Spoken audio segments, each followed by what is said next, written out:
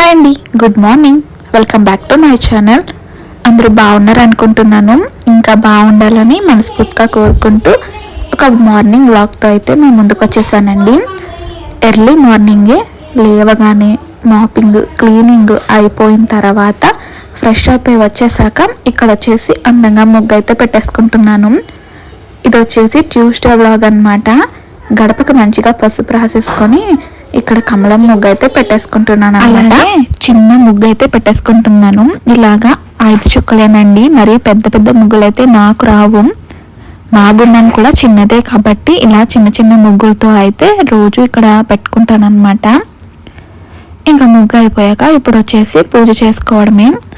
ఇలాగా మనం పొద్దున్నే పూజ ఇవన్నీ నీట్గా చేసుకున్నాం అనుకోండి, పిల్లలు లేచిన తర్వాత కూడా వాళ్ళకు కూడా పాజిటివ్ వైబ్స్. ఇంకా టీవీలో వచ్చేసి భక్తి ఛానల్లో సాంగ్స్ అయితే పెట్టేశాను.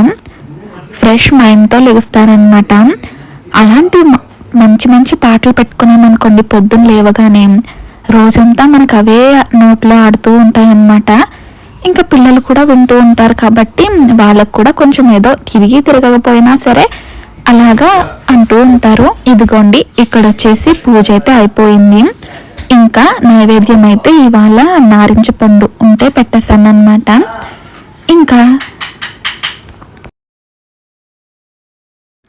ఇంకా ఇప్పుడు వచ్చేసి హారతి అయితే ఇచ్చేస్తున్నానండి. డైలీ ఇలాగ పూజ చేసుకుంటే నాకు చాలా ప్రశాంతంగా ఉంటుందన్నమాట. మ్యారేజ్ అయిన ఫస్ట్లో అయితే నేను అసలు చేసేదాన్ని కాదండి. మా పాప పుట్టిన తర్వాత అయితే డైలీ రొటీన్గా మార్చేసుకున్నాను. మ్యారేజ్కి ముందు అయితే మా ఇంట్లో మా అమ్మ నాన్నగారు రోజు పూజ అనేది చేసుకుంటారు. చూస్తూ ఉంటాను కదా, నాకైతే ఏం చేస్తాంలే రోజు అనిపించేది. మరి మ్యారేజ్ అయ్యి పాప పుట్టిన తర్వాత పనులన్నీ నేర్చుకున్న తర్వాత ఇప్పుడైతే డైలీ రొటీన్గా ఇలాగా నిత్య పూజ అనేది చేసుకుంటాను. నేను డైలీ ఒకవేళ పూజ చేసుకోవడానికి కుదరకపోతే దేవుడి దగ్గర పాత పూలన్నీ నిర్మాల్యం చేసేసుకొని వత్తులు వేసేసుకొని రెడీగా ఉంచితే మా హస్బెండ్ ఆఫీస్కి వెళ్ళే ముందు స్నానం చేసి వచ్చేస్తారు కదా, ఆ తర్వాత ఒక దీపం వెలిగించేసుకోండి అంటే వెలిగించేసుకుంటారనమాట. అంటే మార్నింగ్ టైమ్స్ ఒక్కొక్కసారి కుదరదు కదండి, పాప లేవడం లేట్గా లెగుస్తుంది, ఆమెకి తినిపించాలి. అలాంటి టైంలో అయితే ఒక్కొక్కసారి ఎప్పుడైనా పెడుతూ ఉంటారనమాట. డైలీ పెట్టమంటే కూడా ఆయనకు కూడా బిజీగా ఉంటారు కదా, డైలీ పెట్టడానికి కుదరదు. నేనైతే కొంచెం బిజీగా ఉన్నా సరే పెట్టుకోవడానికి అయితే ట్రై చేస్తాను. ఇంకా ఇంట్లో ఎలాగ పూజ చేసుకుంటామో ఇక్కడ గడప దగ్గర కూడా ఇలాగ పువ్వులతో అలంకరించుకుంటాను అనమాట. ఇంక ఇది వచ్చేసి మా చిన్న తులసమ్మ దగ్గర కూడా కొంచెం పసుపు కుంకుమ వేసి అమ్మవారికి అయితే ఇలా దండం పెట్టుకుంటానండి. చిన్నప్పటి నుంచి మా నాన్నమ్మ అయితే నాకు తులసమ్మ దగ్గర దండం పెట్టుకునేది అలవాటు చేసిందనమాట. ఇంట్లో దండం పెట్టుకోకపోయినా తులసమ్మ దగ్గర దండం పెట్టుకుంటే చాలు ఆడపిల్లలు అనేది. అది ఎంతవరకు నిజం అనేది నాకు తెలియదు, నేను ఎప్పుడు అడగలేదన్నమాట. ఇంకా మా నాన్నమ్మ అలా నేర్పించింది కదా, ఇంకా అలాగే నేర్చుకున్నాను. ఇంకా పూజ రొటీన్ అంతా అయిపోయాక ఇంకక్కడ వచ్చేసి లంచ్ రెసిపీస్ అయితే చేసేస్తున్నాను లంచ్ బాక్స్కి. ఇంకా టిఫిన్ వచ్చేసి ఈరోజు అయితే ఉప్మా చేసేద్దామని అనుకుంటున్నానండి, కొంచెం స్పీడ్గా అయిపోతుంది కదా. నేను స్నానానికి వెళ్ళే ముందే ఫ్రిడ్జ్లోంచి ఏం కూరగాయలు కావాలో అవన్నీ తీసుకొని ఇలాగా దీంట్లో పెట్టేసుకుంటాను అనమాట. అక్కడ బ్లూ కలర్ బౌల్ కనిపిస్తుంది కదా, దాంట్లో. ఇంకా పూజ అన్నీ అయిపోయాక ఇప్పుడైతే వాటిని మంచిగా కట్ చేసుకొని రెడీ చేసుకుంటున్నాను. నాకైతే మార్నింగ్స్ ఇలాగ కూర్చోడానికి అయితే ఉండదండి, ఒక పని తర్వాత ఒక పని అయితే సరిపోతుంది. ఇంకా పూజ చేసే ముందే ఇలాగా బియ్యం అయితే కడిగేసుకొని పెట్టేసుకున్నాను. ఏమన్నా పప్పు వండుకుంటే పప్పు బియ్యము కడిగేసుకొని పెట్టేసుకుంటాను అనమాట. ఇంకొక పక్కన కూరగాయలు కోస్తున్నాను కదా, ఇంక ఇవైతే పెట్టేద్దామని చెప్పేసి పెట్టేస్తున్నాను. ఇంక ఇక్కడ వచ్చేసి బీరకాయ కోసేసానండి. ఇంకా పప్పు బీరకాయ చేద్దామని చెప్పేసి ఇవన్నీ రెడీ చేసుకొని పెట్టుకున్నాను.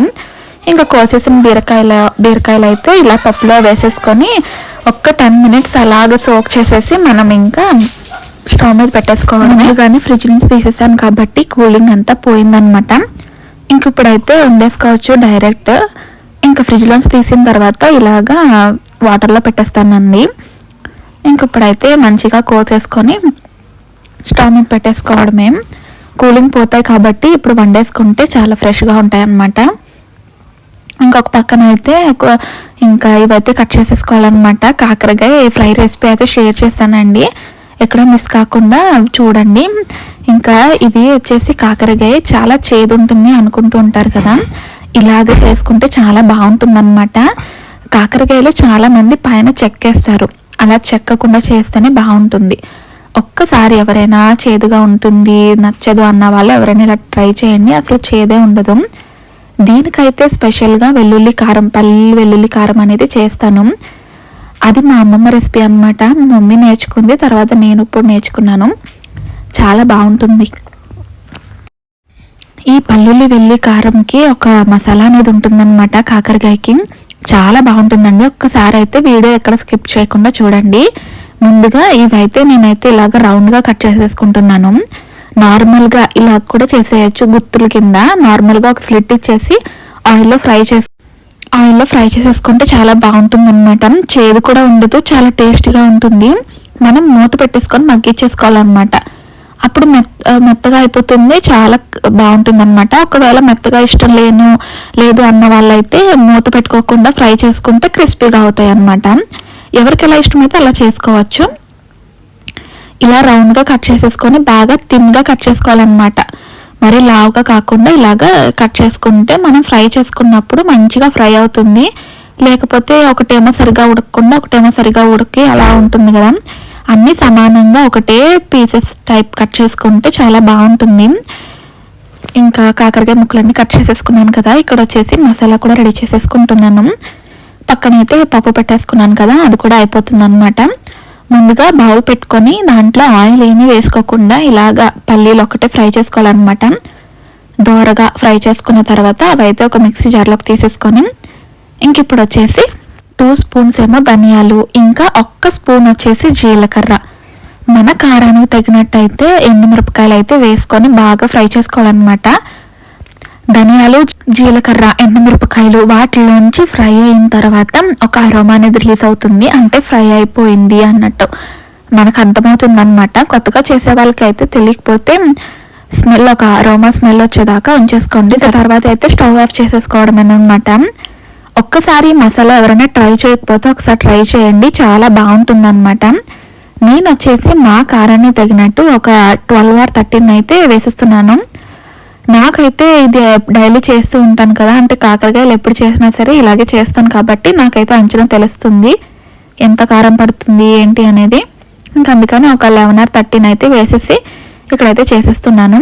మీ కారానికి తగినట్టు అయితే వేసుకోండి, మరీ కారం ఎక్కువ అయితే కూడా తినలేము, లైట్గా ఉంటేనే బాగా కమ్మగా ఉంటుందన్నమాట. ఇంకా అవైతే ఫ్రై చేస్తున్నాను కదా, ఇంకా అయితే స్టవ్ ఆఫ్ చేసేయడమే. ఇంక వచ్చేసి దేని ప్లేస్లో అవి పెట్టేసుకున్నాం అనుకోండి కొంచెం మైండ్ ఫ్రెష్గా ఉంటుంది, లేకపోతే సర్దాలి అని చెప్పేసి ఉంటుంది అనమాట. ఇంకైతే అవైతే వాళ్ళ ప్లేస్లో పెట్టేస్తున్నాను. ఇంక ఇవైతే చల్లారడానికి ఒక బౌల్లోకి అయితే ట్రాన్స్ఫర్ చేసేసుకొని ఇదే బౌల్లో ఆయిల్ వేసుకొని ఇంకా కాకరకాయలు అయితే ఫ్రై చేసేసుకోవడమే. నేనైతే మూత పెట్టేసుకొని ఫ్రై చేసుకుంటానండి, ఎందుకంటే మార్నింగే టైం అయితే సరిపోదన్నమాట. మూత పెట్టుకోకుండా చేసుకుంటే చాలా ఎక్కువ టైం పడుతుంది. ఇలాగ ఫ్రై చేసుకునేటప్పుడు మూత పెట్టేసాం అనుకోండి కొంచెం మెత్తగా అవుతుంది అనమాట. వేసేటప్పుడు ఆయిల్ కొంచెం స్లిట్ అయిందండి, ఇంకా తుడవకపోతే వెంటనే అది మరకల కింద ఉండిపోతుంది అనమాట. ఇంకా వెంటనే తుడిచేసుకుంటున్నాను. ఇది వచ్చేసి ఒక ఓసిడి అనమాట నాకు. ఇంకా రైస్ కూడా ఉడికిపోయింది చూసారా, ముందుగా పెట్టేసాం కదా. ఇంకా రైస్ ఉడికిపోయిన తర్వాత ఇంక ఇప్పుడు వచ్చేసి ఈ పల్లీలతో పాటు ఒక 2-3 రెబ్బలు వెల్లుల్లి వేసుకొని మిక్సీ పట్టేసుకోవాలన్నమాట. వెల్లుల్లి కారం అన్నాం కదా, వెల్లుల్లి పల్లీల కారం అని. వెల్లుల్లి ఎంత వేసుకుంటే టేస్ట్ అనేది అంత బాగుంటుంది. నేనైతే ఒక పాయికి ఉంటాయి కదండి, సగం వేసుకున్నాను అనమాట. ఇంకా పల్లీలు వెల్లుల్లి బాగా మిక్సీ అయిపోయాక ఇంక ఇప్పుడు వచ్చేసి చల్లారింది ఇది వేసేసి ఇంకా ఉప్పు కావాల్సినంత ఉప్పు వేసేసుకొని ఇంకొకసారి మిక్సీ పట్టేస్తే మన పౌడర్ అయితే రెడీ అయిపోతుంది. ఇంకా పక్కన వచ్చేసి కాకరకాయలు ఫ్రై అయిపోయినాయి కదండి, ఇంకా వాటిల్లోకి ఇది ట్రాన్స్ఫర్ చేసేసుకోవడమే. ఇంకా పప్పు కూడా ఉడికిపోయింది కదా, దానికి కూడా తాలింపు వేసేసాను. ఇంకా పక్కన వచ్చేసి ఉప్మాకి అయితే తాలింపు వేసేసుకొని వాటర్ అయితే వేసేసాను అనమాట. ఇంకా ఇవన్నీ రెడీ అయిపోతుంటే మా పాప అయితే లేచేసింది. ఇంకొప్పుడు వచ్చేసి ఆమె రెడీ చేయడమేనమాట. ఈ కర్రీస్ కూడా అన్నీ అయిపోయాయి. పూజ కూడా అయిపోయింది కాబట్టి ఇప్పుడు మా పాపను రెడీ చేసి ఆమెకు టిఫిన్ పెట్టడమే. ఇంకా ఆమె టిఫిన్ తినేసాక క్యారేజ్ ప్యాకింగ్ చేయాలి. రెసిపీస్ అన్నీ కంప్లీట్ అయిపోయాయండి. ఇంక ఇప్పుడైతే మా పాపను రెడీ చేయాలని చెప్పాను కదా, రెడీ చేసేయడమేనమాట. ఇంకా క్యారేజ్ ప్యాకింగ్ కూడా చేసేయాలి. ఇదన్నమాట మా క్యారేజ్ ప్యాకింగ్ అయితే. ఈరోజు వచ్చేసి రైస్, పప్పు, బీరకాయ ఇంకా కాకరకాయ ఫ్రై అన్నమాట. మా పాపకు వచ్చేసి ఉప్మా చేశానని చెప్పాను కదండి, ఇంకా కొంచెం తినింది, కొంచెం అయితే క్యారేజ్ ప్యాకింగ్ పెట్టేశాను. ఇంకా జీడిపప్పు, కిస్మిస్. ఇంకా మా పాపను రెడీ చేసేసాక ఇంకొక టైం కూడా నాకు ఖాళీ ఉండదన్నమాట. వెంటనే క్యారేజ్ సర్దేయాలి, లేకపోతే పట్టుకొని వెళ్ళరని చెప్పేసి వెంటనే సర్దేస్తున్నాను. నేను చేసిందే స్పీడ్ అంటే ఇక్కడ వచ్చేసి స్పీడ్ మోషన్ పెట్టాను, ఇంకా స్పీడ్గా వచ్చేస్తుంది. కామెడీగా ఉంది కదా. ఇంకా జ్యూస్ అయితే చేస్తానని చెప్తాను కదండి మా హస్బెండ్కి. ఇంక ఇక్కడ వచ్చేసి నారింజ జ్యూస్ అయితే చేసేస్తున్నాను. 2 నారింజలు అయితే తీసుకొని ఒక్క ఫుల్ గ్లాస్ వాటర్ అయితే వేసి కొంచెం టేస్ట్ తగినట్టు అయితే పంచదార వేసేస్తాను. అంతేనమాట. ఇంకా మా పాపకైతే ఈవినింగ్ పడుకొని లేసాక తాపిస్తాను. ఇదన్నమాట నా డైలీ రొటీన్ అండి. ఇంకా వెంటనే క్లీనింగ్ అయితే కంపల్సరీ కదా, క్లీనింగ్ కూడా అయిపోతుంది. ఇంక ఇప్పుడు వచ్చేసి క్యారేజ్ బాక్స్లో సర్దేయడమే. మార్నింగ్ టైమ్స్ అనేవి నాకైతే డైలీ ఇలాగే ఉంటుందండి, గజిబిజిగా అడావిడిగా. ఇంకా పాపను ఒకటి రెడీ చేయాలి, తినిపించాలి, ఇంక ఇవన్నీ ఇలాగే ఉంటాయి. ఇంకా వాళ్ళైతే తినేశారు కదా, ఇంకా ఆఫీస్కి అయితే వెళ్ళిపోతున్నారు, పాప కూడా వెళ్ళిపోతుంది. ఇంక ఇప్పుడు వచ్చేసి నా సెల్ఫ్ కేర్, ఇంకా నేను టిఫిన్ తినడము, టీ తాగడం ఇవన్నీ నేను చూసుకుంటానమాట. ఇంకా వాళ్ళు వెళ్ళిపోయాక నేను ఏం చేస్తాను ఏంటి అనేది నెక్స్ట్ వ్లాగ్లో అప్లోడ్ చేస్తానండి. ఫస్ట్లో నేను వ్లాగ్స్ తీసినప్పుడు చెప్పాను నేను టైలరింగ్ కూడా చేస్తానని చెప్పి. ఆ వ్లాగ్స్ కూడా ముందు అప్లోడ్ చేస్తానండి. ఒక డ్రెస్ అయితే రీసెంట్గా స్టిచ్ చేసుకున్నాను, ఇంకా వీడియో కూడా తీయలేదన్నమాట. ఎలా వచ్చింది అనేది మీకైతే షేర్ చేస్తాను. మీకు కనుక నచ్చితే స్టిచ్చింగ్ వ్లాగ్ అనేది అప్లోడ్ చేస్తానన్నమాట. ఇంక ఇక్కడ వచ్చేసి నా సెల్ఫ్ కేర్ అని చెప్పాను కదా, ప్రత్యేకంగా ఏమీ తీసుకోను, ఇలాగా నా మొక్కల దగ్గర టైం స్పెండ్ చేయడమే. ఇదన్నమాట ఈరోజు వ్లాగ్. ఇక్కడితో వ్లాగ్ అనేది ఎండ్ చేస్తున్నానండి. ఎక్కడైనా నచ్చితే ఖచ్చితంగా లైక్ చేసేయండి. మీకేమైనా డౌట్ వస్తే కామెంట్ చేసేయండి, నేనైతే ఖచ్చితంగా రిప్లై ఇస్తాను. మళ్ళీ ఒక చక్కటి వీడియోతో మీ ముందుకు వచ్చేస్తాను. బాయ్ అండి, బాయ్.